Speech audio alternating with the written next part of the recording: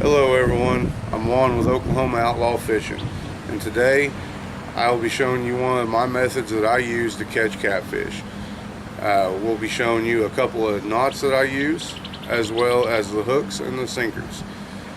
So let me grab a pole out of the back and I'll be right back with you. And if you're new to this channel, down below don't forget to hit the like and subscribe button, as well as that bell notification for upcoming videos. So stay tuned, I'll be right back with you.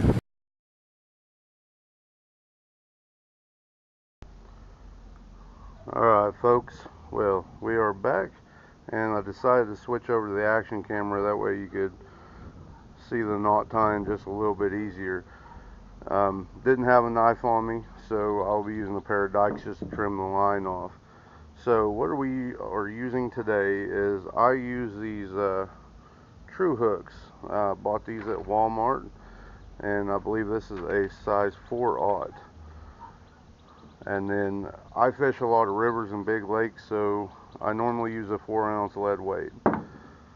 And then I also use 30-pound Berkeley trilene big game. Alright, so for the first knot, and this will be the bottom, we will go from the bottom and work our way up, is going to be tying on this weight. So what we do is, you're going to actually slide it through the eyelet, like so, where that weight is freed up. And then you are going to give you a little bit of lead, and then you will make a loop in your finger like so, just like that.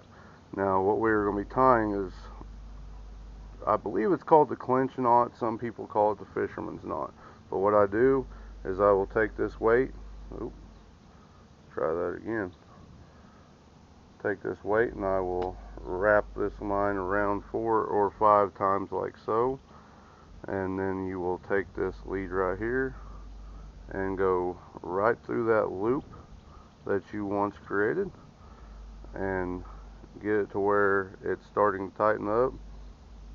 Wet your fingers a little bit and slide it tight so you don't burn the line, and then just trim off the excess.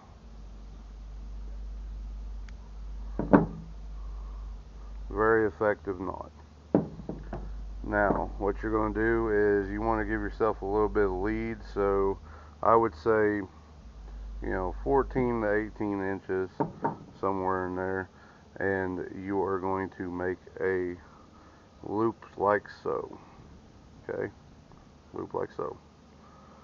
Now what you do is, you take that top line and you're going to wrap it around roughly about 5 times, and then you're going to wind up with some twists on each side and then an opening. You're going to stick your fingers through that opening and you're going to grab that bottom line, and then as you pull it, you'll make your loop, and just make sure you hold into both lines and tighten it up. And right there, what you have is a drop loop. And this is a much more effective way than a swivel. A swivel would break a lot faster than what this line would. Then all you'll have to do is make you a small loop, go through the eyelet of your hook, and then bring your hook through that loop and tighten it down, and that's it.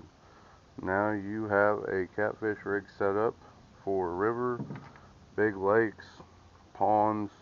Just lower your weight if you do go to a smaller pond, and you'll be fine. So hope you like this, and I'll be right back with you. Well folks, that right there was a catfish rig that I use to catch my catfish. If you've never seen that rig before, feel free to try it out. Leave a comment down below of how well you liked it and how well it worked for you. And make sure to post pictures of your monster catfish. Stay tuned for the episode coming up next week. This weekend we are going to be going to the Walleye Rodeo in Canton, Oklahoma. We're getting geared up for that. And then a week from then, we're actually going to Lake Vincent over by the Texas border, and we'll be getting together with Ramus Outdoors, and he's got a YouTube channel. If you haven't checked that out yet, go check it out. He's got some good videos. We're going to be going over there. We're going to be slaying some catfish and some bass. Ought to be a good time. We'll be spending the weekend down there. So this will be the end of the video. Make sure to hit that like and subscribe button down below, and as always, fish on.